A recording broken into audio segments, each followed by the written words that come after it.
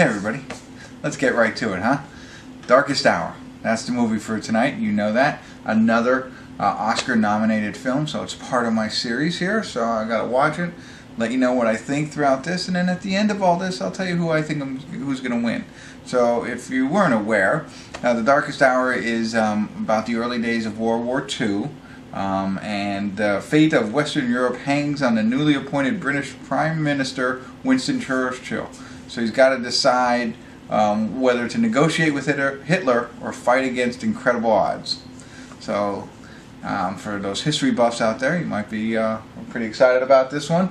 I've heard it's very good from my mother-in-law. So I'm excited. And the interesting that she shares with me is that Gary Oldman plays Winston Churchill.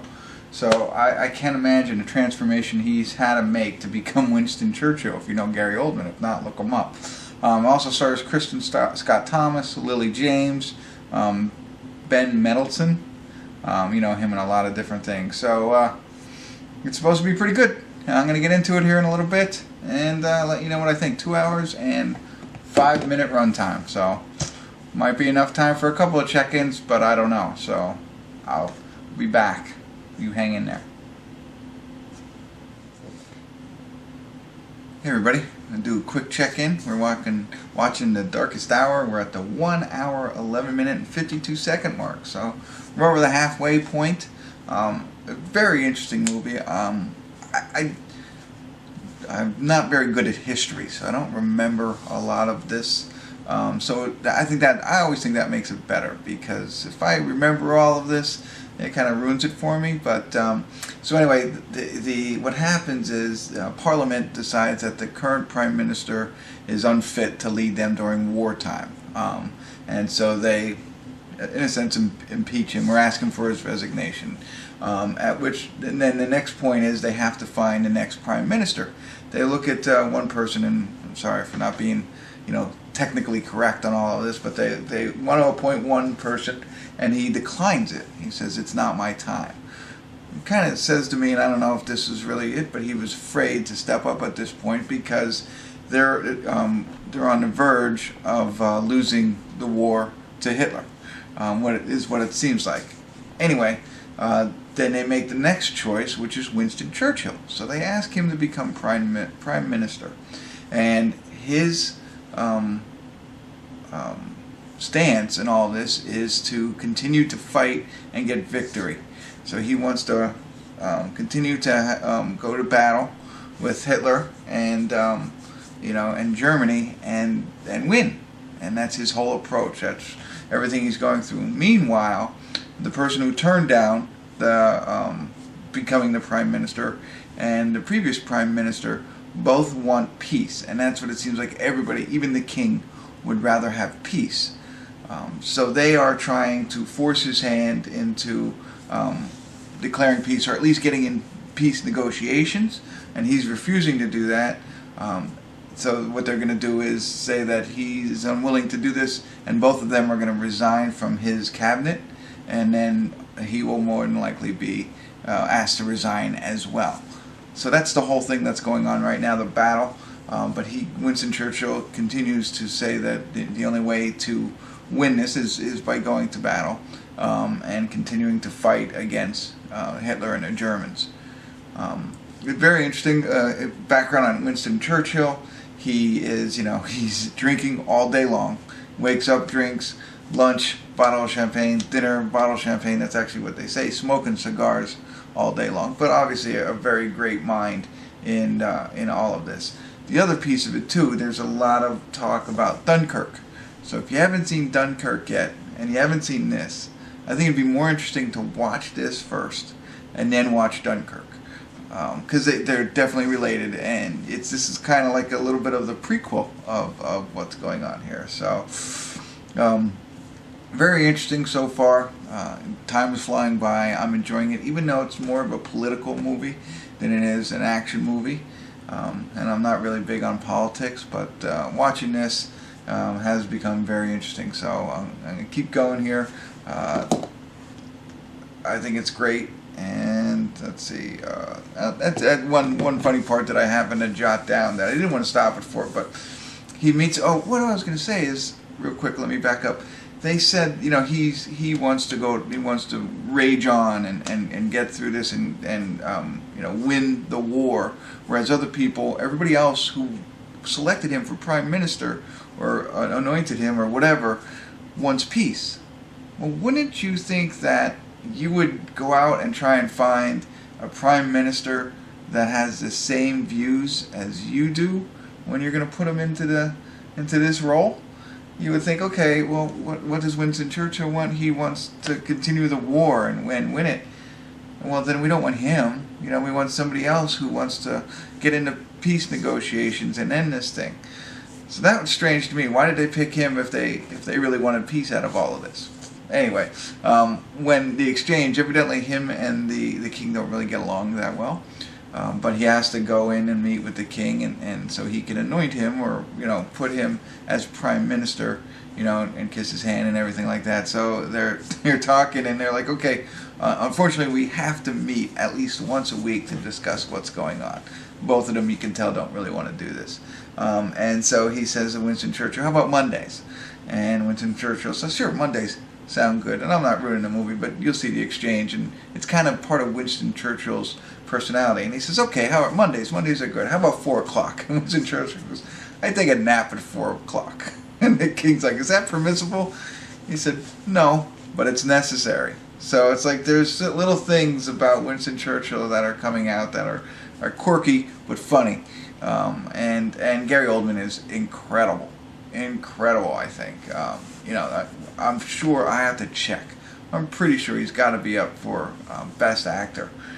Just because of this role. But anyway, I'm going to get back into it. Sorry, that was a little bit longer. I didn't think I had that much to talk about, but great movie so far. I'm enjoying it a lot, even though it's not, you know, what I normally like to watch. So I'll be back in a little bit. Stick around.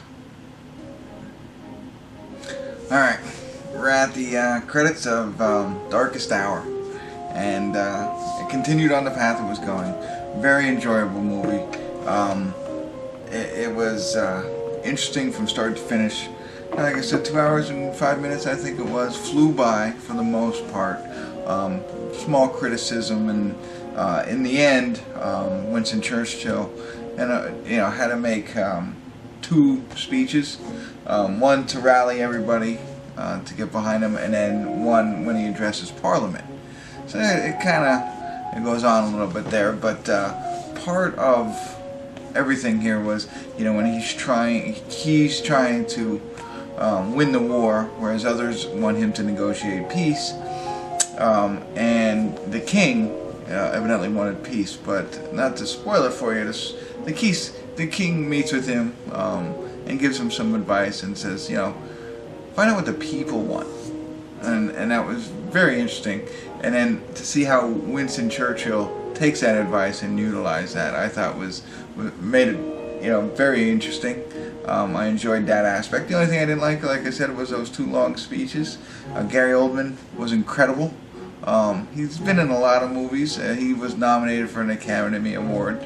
I had to check it. I didn't know if he won, but he did not. Commissioner Gordon, you know, and you think about, if you saw my Lady Bird review, I talk about how I judge actors.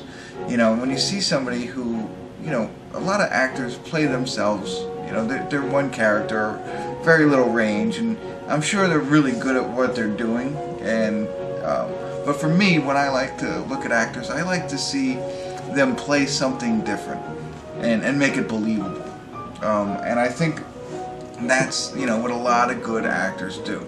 And Gary Oldman, I mean, sure, he played Commissioner Gordon, but he also played Sid Vicious in Sid and Nancy, the movie about the Sex Pistols. And here he is now, many, many years later, playing Winston Churchill.